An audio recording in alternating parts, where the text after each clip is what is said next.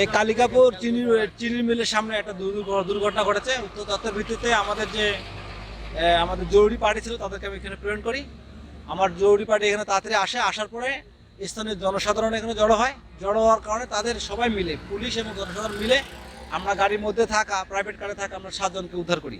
7 জন উদ্ধার করে 3 জন আমরা ওখানে ঘটনাস্থলে তারা মারা যায়, এবং 4 জনকে আমরা হাসপাতালে প্রেরণের ব্যবস্থা করি। ঈশ্বরদী হাসপাতালে নেওয়ার পথে 2 জন মারা যায়, এবং 2 জন ঈশ্বরদী হাসপাতালে ভর্তি হয়, এবং সেখান থেকে তাকে উন্নত চিকিৎসার জন্য তাদেরকে রাজশাহীতে মেডিকেল কলেজে প্রেরণ করা হয়েছে।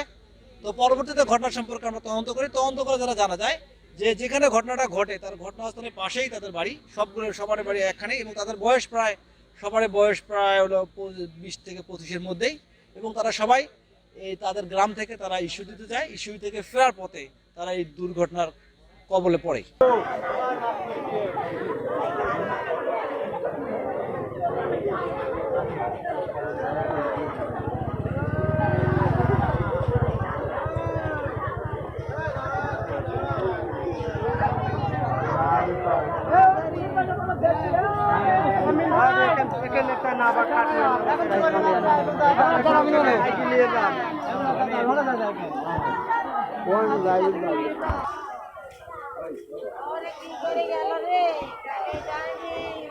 তাদের যে ঘটনাটা ঘটেছে, আমার যেটা মনে হচ্ছে যে ঘটনাস্থলে যারা প্রাইভেট কার দেখে যারা মনে হচ্ছে, তো গাড়ির অতিরিক্ত গতির কারণে এবং বৃষ্টি হওয়ার কারণে তারা নিয়ন্ত্রণ হারে তারা বৈদ্যুতিক পোলের সাথে ধাক্কা খায়।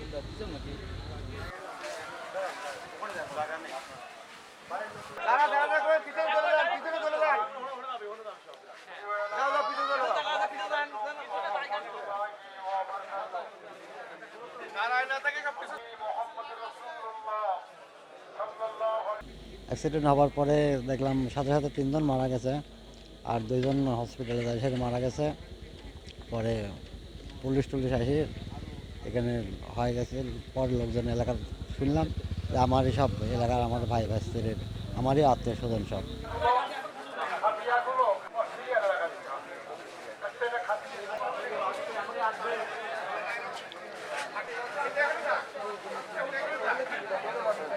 ওই ছেলেকে আমরা এখানে ডাল ছিল, ডাল দিয়ে গ্লাসটা ভাঙার পরে ওনাকে বাইর করলাম। এখন দেখেছি ওর মাথা দিয়ে ঝরঝর করে রক্ত পড়তেছে, আমাকে বাঁচান। তা আমরা সাথে সাথে দোকানের পর নিয়ে গেলাম। আর আরেকটা ছেলে মাথা শুধু লাড়াচ্ছে, তো গেঞ্জি টেঞ্জি ধরেন বাইর করতে লাগলাম, কিন্তু আর বাইর করতে পারলো না। ওই কলেজে থাক, আমি আর বের হব না। এমতো অবস্থা আমরা সব ফায়ার সার্ভিস, পুলিশে খবর দিই। ওনারা এসে তারপরে ওরে সব একে একে আস্তে আস্তে সবক বাইর করে। তার মধ্যে দেখে যে এখানেই তো 3 জন ধরেন অলরেডি ডেড হয়ে গেছে, আর 2 জনক বের করলো। ওরা একদম না বাঁচা অবস্থায়, ওরা নিতে হাসপাতালে নিতে 2 জন মারা গেছে, মোট 5 জন মারা গেছে।